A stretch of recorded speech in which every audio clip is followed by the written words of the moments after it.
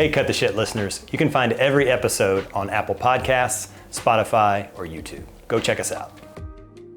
Welcome back, everybody.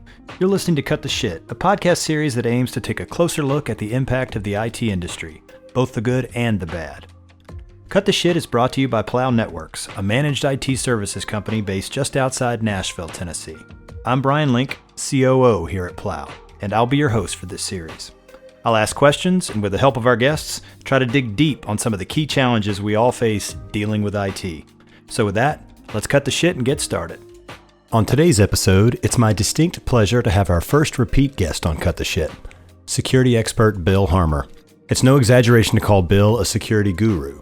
Over the course of a 30-year career in IT, Bil has worked in everything from small startups to large enterprises and government entities. Prior to joining Craft Ventures as operating partner for security a few years ago, Bil held a number of security-focused operating and advisory roles with lots of big names, Good Data, Zscaler, and SecureAuth, just to name a few.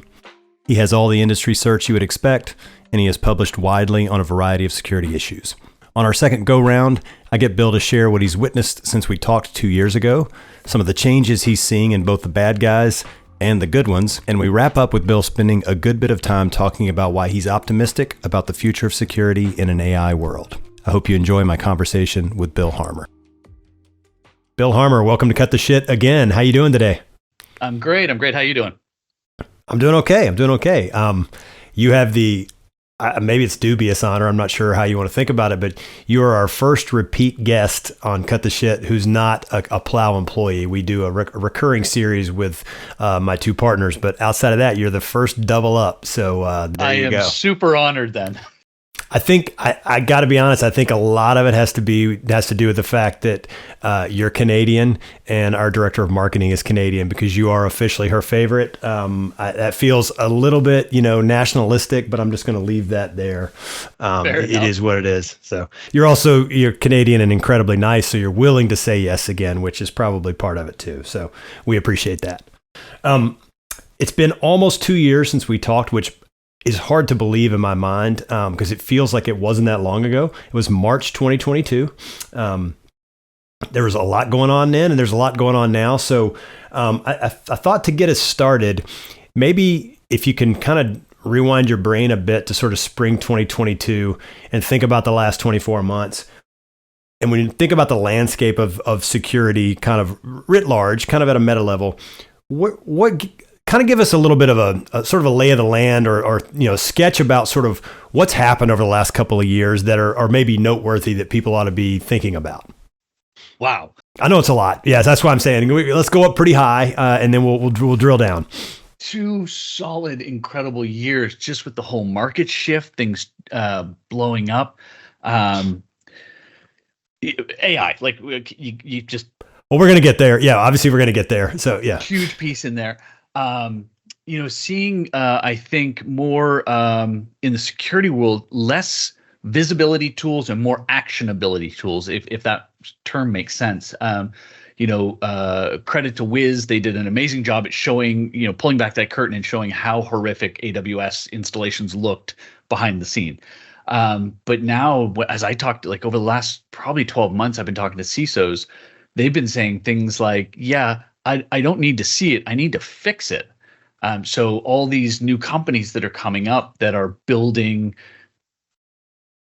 tools off, I think, existing processes, because I think if you look at what we've built, we have rebuilt that corporate stack, but we've rebuilt it in the cloud now. So now you have like product X, product Y, product Z chained together, daisy chained together, parallel hooked together, and it's all great until somebody bad is in there. Yeah, and the with cutbacks in staffing and budgets getting sort of either held or pulled back, people are now looking at the tools going, what am I doing? How do you like? I know Paolo. I don't know how CrowdStrike works, or I don't know how Grip works, or I don't know how And there's this almost it feels like a panic in that we've got all the tools in place, but we're still getting popped. So why? Right. And there's that accountability question that seems to be coming up more and more. It's funny because, I'm old enough now that when I say things like this, I'm sure my kids want to punch me in the face, but that's okay. I'm used to that. It feels like the more things change, the more they stay the same, because I remember in 2015 when we bought Arctic Wolf to solve this exact problem with our network security. We had a SIM, and it literally was deluging us with noise. We had no idea what the signal was, right? And while it wasn't multiple tools that we don't know what to do with, it was the same problem, which is it's giving us lots of quote unquote visibility, but very little actionability. So at that point, Arctic Wolf was selling, sort of a SOC as a service. So somebody was actually looking at that stuff. So literally we paid for it so that someone would look at it, because we could look at it all day. We didn't know what the hell we were supposed to do with it. This feels similar to that. Am I on point with that? You are absolutely on point. And that's why the advent of the LLMs and the predictive AI, it to me is what we have needed in cyber for so long, because there is so much that comes at us. Like SIMs were a great example. I have never believed in a SIM. I think they're an utter waste of money. Just me, stream your stuff to an S3 bucket and then run a script against it and tick off your SOC 2 that says you got a SIM, if that's what you do. Right. Because every company compromised had a SIM. SIMs don't see it because people pre-filter data going into the SIMs, because the cost methodologies, like the pricing models for SIMs, right, the more you put in, the more expensive it gets. And people go, oh, cut it down. I'll pre-filter out, quote unquote, the garbage. No, you won't. You're pre-filtering out the signal that you're not seeing. So, and like you said, if you do funnel everything in, you get such a massive tidal wave of stuff back that you can't find anything in it. Right. And that's the only thing I think that is capable of doing it is a machine. It's machine learning, and it is an AI predictability that can then start to say, I see a pattern. I see a history. I have seen this before 6 years ago, 17 versions back, whatever, but it has that larger capacity for data analytics than the humans do.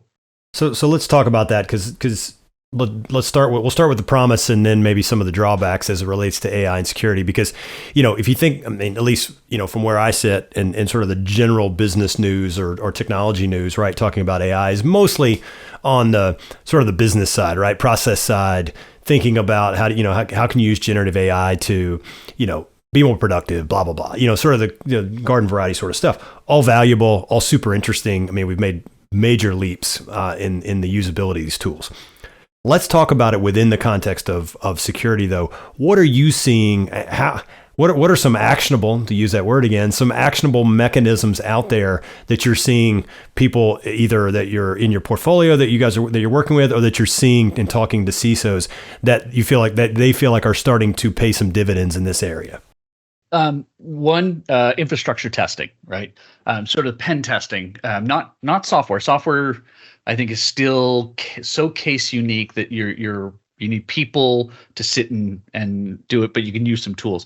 But if you look at infrastructure testing and penetration testing for infrastructure itself, there is a set of tools that are used.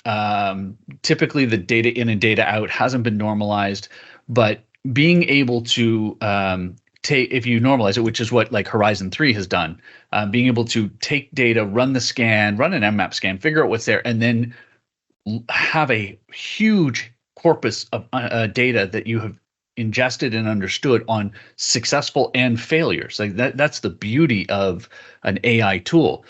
A pass or a fail, it doesn't care. It learns from it. It learns what is better, what is not good, what works, what doesn't. And it makes those tests way more efficient and way faster at finding the truer vulnerabilities, because anybody can run a scan, find an open port and go, okay, close the port. Yeah, right. But knowing that, a minor vulnerability here in association with another minor vulnerability there leads to a domain compromised account that then gets you down, down the route. And I think that's where we're going to see it. Again, it becomes in that data. You take another look at, I looked at a company that was doing, I think, really amazing work in security tool analytics, right? think Excel. Interesting. Yeah, Excel. How much of Excel do we typically use? We use it as a giant calculator. There are some out there that really know how to build those pivot tables and all the crazy stuff. Yeah, that's the 10%. That's the 5%, right? I mean, it's not even 80-20. It's probably 90-10 or 95-5, right? For the power Exactly. users. Yeah, exactly. And that's what our security tools are doing. So somebody's got Palo, CrowdStrike, Arctic Wolf. They got all these tools implemented. But in their configuration, in their business, with their risk appetite, are they configured correctly? Right. And being able to analyze over a large corpus of data from, and this is where multi-tenancy, I think, is so brilliant, because I saw this at Zscaler, where you could see something happen with one tenant and you could understand that situation and pre-apply a policy to the rest of the tenants to protect, and doing the same for tool configuration. So API, all the tools have APIs, being able to read the configs, understand what the changes should be, make recommendations, and eventually, depending on sort of your appetite for destruction, turn them on for auto config, right? And allow them to auto config and start adjusting policy on a daily basis, on a coarse grain, but then eventually getting to the point where Bil is doing this today. He's on a podcast with somebody today using Teams. That changes his profile a little bit. Maybe we're going to turn off access to the jet engine division new plans just because of what he's doing, and start making those adjustments. And it's sort of like that VPN. VPNs used to be coarse. It used to be, here's the group. Now with things like Tailscale and Zscaler and all these other ones that are doing very specific ones for users, we're going to start seeing policies applied for users. And again, it takes machines to do it. It's great. I mean, first of all, shout out for the solid Guns N' Roses reference. I like that a lot. That's my senior year in high school, so I appreciate that. Excellent. But so when we think about what you just described, right, you and I 2 years ago were talking about zero trust. Obviously, that it was. I guess it was big then. It's like everywhere now. It's like it's passé now. It's like it's just common sense. I think in a lot of ways that doesn't mean everybody's doing it, but everyone is at least saying they're doing it. Which once upon a time there were still some arguments about whether that was the right approach, and I don't think anybody's fighting that now. But where I was kind of going with that was what you just described is a fairly high level of sophistication around the AI models or the AI tools themselves to be able to execute what you just said. Who and you can call names if you want, that'd be great. If not, maybe talk specifically about where do you see these solutions coming from in the marketplace? Do you feel like this is going to come from the incumbents? Are we going to see the next generation of startups that really can really disrupt with this approach? I'm curious. I mean, there's a lot I'm skeptical of incumbents because they got a lot of money riding on a lot of the things we just talked about that maybe aren't all that great. But at the same time, they might be able to layer something on top to make them even better. I'm curious to hear your thoughts on that. Yeah, I honestly think that the new tech is coming from startups. Absolutely. The past 2 years working for Kraft and probably over the last 12 to 18 months doing technical due diligence on pre-investment for Kraft in the cyber world. The stuff I'm seeing is fantastic. Some of it is just fantastic.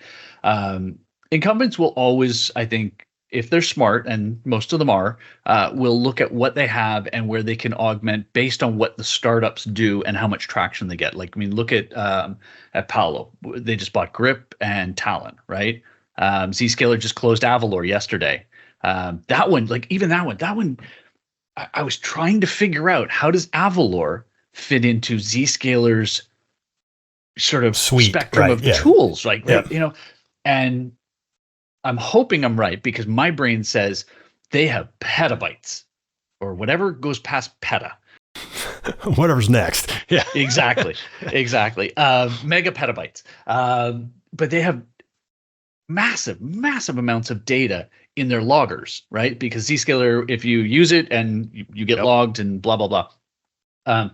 And that is data that can be utilized by a customer to make their posture better, to get better understanding, to be enriched with financial data, with marketing data, with anything else, to understand where your risks are in a digital society as we go forward. It's an asset to be leveraged, right? In many ways, just like any other asset. Realistically. Exactly. So it suddenly makes sense, because Jay is a very, very smart man.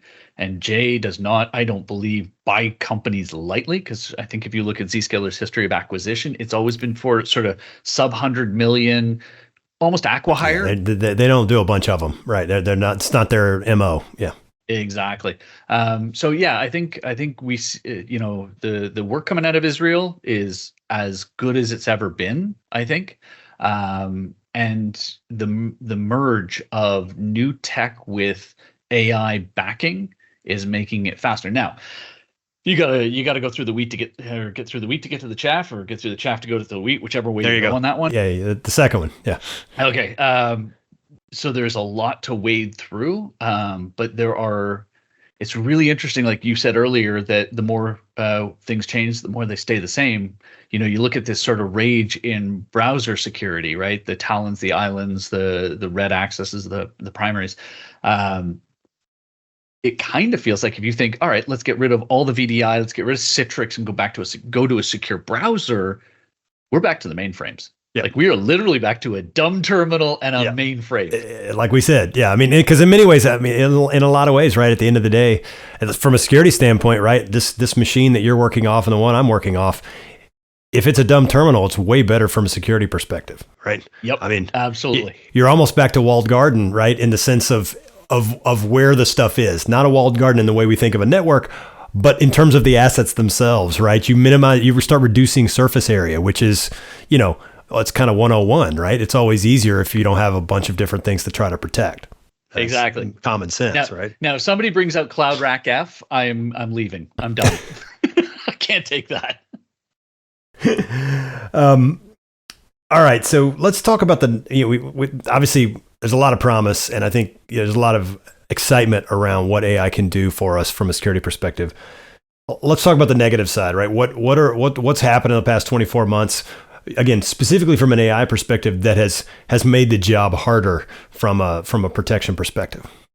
So the attack surface, just the attack tools, the attack methodologies, like the old adage that we have to be right all the time, they have to be right once. When you make that an exponential level of attack, makes it so much harder. The fidelity is incredible. Phishing looks clean. Like old days, I didn't even know this until I started digging into it. The poorly spelt emails with the bad grammar were done on purpose because only a person that was dumb enough to pay attention to would follow through, would go all the way through. Yeah, exactly. And it was done on purpose. Now they are like, I don't know if you've seen that the Zoom meeting that leaked, that they showed out, where the CFO saying transfer the money. And so video, audio AI, one of our companies that we invest in is called Resemble AI. They've been doing, for lack of a better term, deep fake synthetic voices for entertainment, movies, stuff like that. They worked on they worked on that horror movie Megan with the robot. And a couple of years ago, the CEO was thinking, well, if we can make them, can we find them? Can we detect them? And so they put the time and effort in, and now they've figured out that they can actually spot a deepfake audio file within 300 milliseconds with a 95% accuracy rate, which, if the audio is good, like if you can detect the audio, then the video doesn't matter. It doesn't matter whose face is attached to it. Right. And I actually did this. I haven't had the guts to show it to my boss because I used him. I took his interview from last year. It was on Fox News about the market pullback and the run on the banks last year. Yeah. I pulled his voice out of it. I synthesized my own voice. I put his audio file into the service. It transposed it into my voice, and I put it back in, and it is perfect.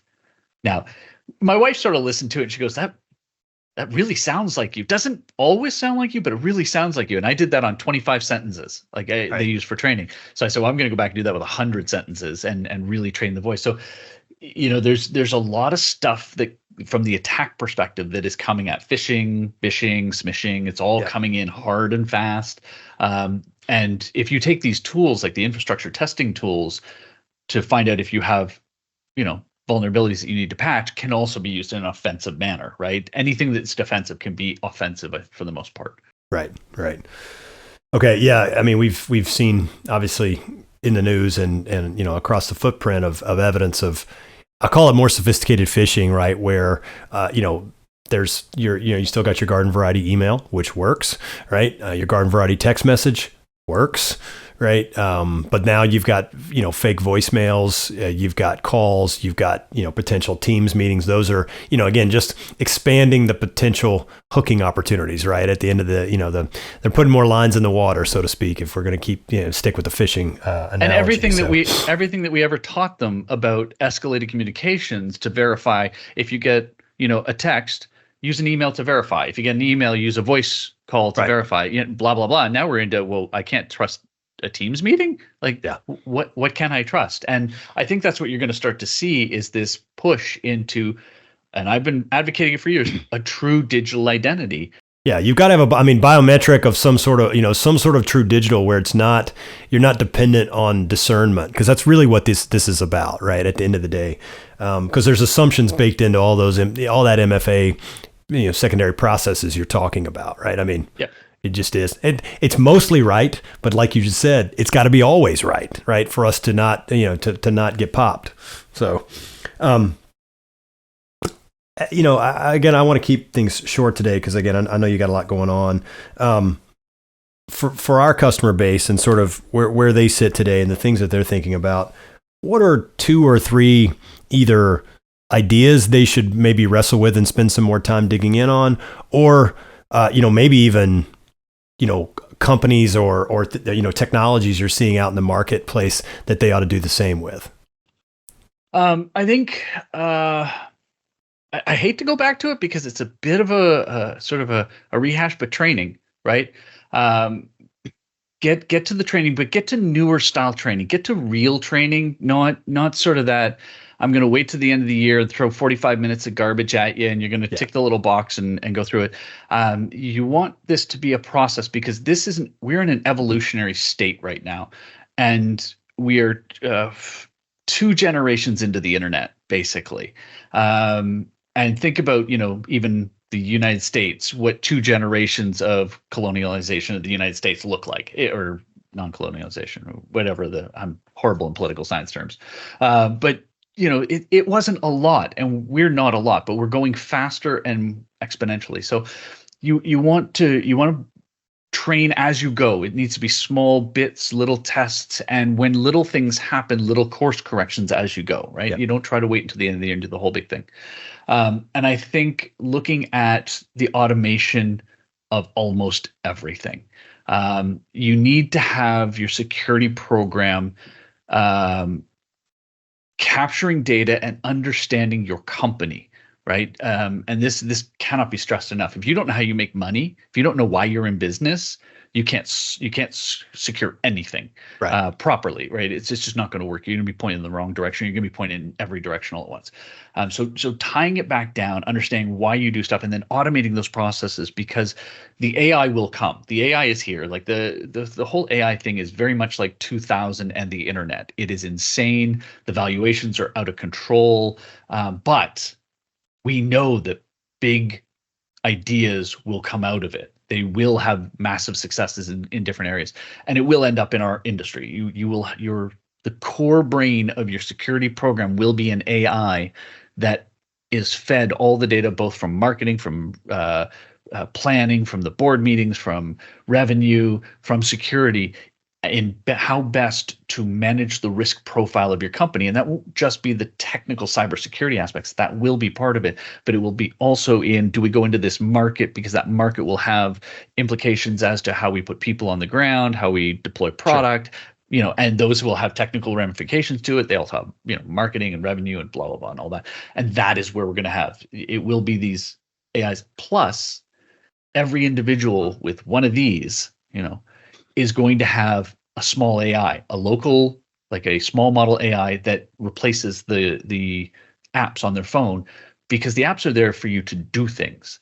So if you can just simply talk to it and tell it to do things, it will go do those things for you, which ties back to that absolute need for a non-repudiable identity. That is, the digital that is critical. Tied. Yeah. I mean, and you described it, sort of a let a thousand flowers bloom kind of phase that we're in, to your point, similar to the late 90s, early 2000s, right? I mean, with every pets.com or whatever, right? You also got, and maybe even overinvestment, right? All the overinvestment in infrastructure that happened at that time, we wouldn't have been able to do what we did in the 2000s, right? And the base, that sort of base layer that we laid to be able to put the capacity to build the next, to your point, to kind of get to that next level of the internet, right? Which was the sort of move to the mobile phase. And now, AI, I don't know if it's a new generation or not, right? But it's an accelerant of all of the things that we can do. And a reimagining of most of those things, which I think is fascinating. I guess I'd close with, I asked you to tell me a little bit, some things for people to think about out, ideas or concepts. What about, so actionable, again, speaking, I love that actionability concept, right? If there's IT folks listening to this, right, and their head is spinning, right? It feels like there's so many things that they could do, that they don't know where to, not they don't know where to start, but the prioritization chain, that prioritization list is difficult. Where, does any of this stuff in your mind outrank good old fashioned zero trust, blocking and tackling some of the stuff we talked about? Or is it really like in conjunction to it, making sure you've got, are you doing privilege identity and access management? Is your network segmented, right? Do you have app restrictions in place? What kind of user hygiene do you have today in terms of making sure that you're purging people who don't need to, they don't work there anymore, or whatever kind of stuff I'm thinking about? Curious your thoughts on that. So this is what will bring true zero trust into play, to be able to do these things. And I think it really is. If you have trouble prioritizing, so again, it's looking at your business and understanding what your business can survive. But every single business out there is not a business in operation today that is not based on identity in some form or fashion. So it's either the person's identity, the non-carbon life form identity, so the machine, the workload identity. There's these identifiers that you need to have that ensure that the thing doing the thing is supposed to do the thing. And I love that I get to say "thing" 3 times in a sentence. Pretty awesome. It actually makes sense. Yes. But that is, I think that is the piece that when you sit back and go, okay, I've got all this stuff happening. All right, we'll sort of pick a priority. My Randy Womack was my CIO at SuccessFactors, and he always said, you're going to have 1,000 balls in the air every day. When the music stops, which 3 are you holding and why? Right. And that'll change every day. Every day, the reason why you grab 3 particular things is going to be based on that day's events or changing in the business or an attack or a defense, whatever.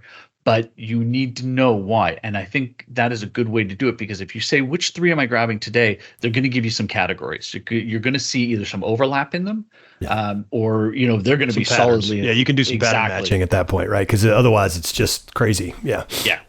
And then you can pick what you want to do. I just say go for identity. You cannot go wrong with an identity platform. Build off an identity platform and work from that point out. Yeah, our friends at Blackpoint Cyber, they're fond of saying, identity's the new edge. They're looking at it from a security perspective, but obviously, comparing that back to, to a previous, the previous model. And then I think that's sort of it's blatantly true, I think is, in the world we live in today. So to your point, start, first principles, that's a good place to start. Again, a couple of years ago, I asked you this question about, are you optimistic or pessimistic as you look forward over the next 3 years? So I'd ask you that question again. We're 2 years past, and a lot's happened. Where are you on the sort of the optimism, pessimism, continuum as you think about where we sit today and you look forward? I think if I ever get pessimistic, I'll quit the business. You don't seem like a pessimistic guy. That's not really, you don't really strike me as such. So yeah, I'm very optimistic in that we will make leaps, we will make changes, we will make things better in some areas, we'll make them worse in others. It's going to happen. I sort of operate on the principle that there's 2 big things in life. You're born, you die. Those are the big things. Everything else you're going to figure out how to deal with. So as long as you can look at it and understand, okay, the AI thing is going to bring amazing changes to human life. I know that. It's going to make so many, and it is going to bring some horrible horrific things. I know that as well. We've got enough movies with the Whopper and Skynet that something's going to happen somewhere. We know it, but it is our job to stay ahead and have a response for when that happens, so that we're not in some dystopian future trying to pull the plug on some, AI that's taken over the world. I think as long as we head down that path and from that perspective, I'm super optimistic on some of the incredible things that are going to come out of this. Another solid '80s reference, War Games. You're checking all the boxes today, Bill. I'm really impressed. It's clearly Friday,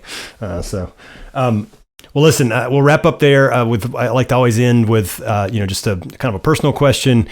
You're a busy guy. You got a lot going on. I know you work on motorcycles. You do some cool stuff in your spare time. Just wondering if you've read or watched anything recently that you think others ought to check out. Project Hail Mary. Love that book.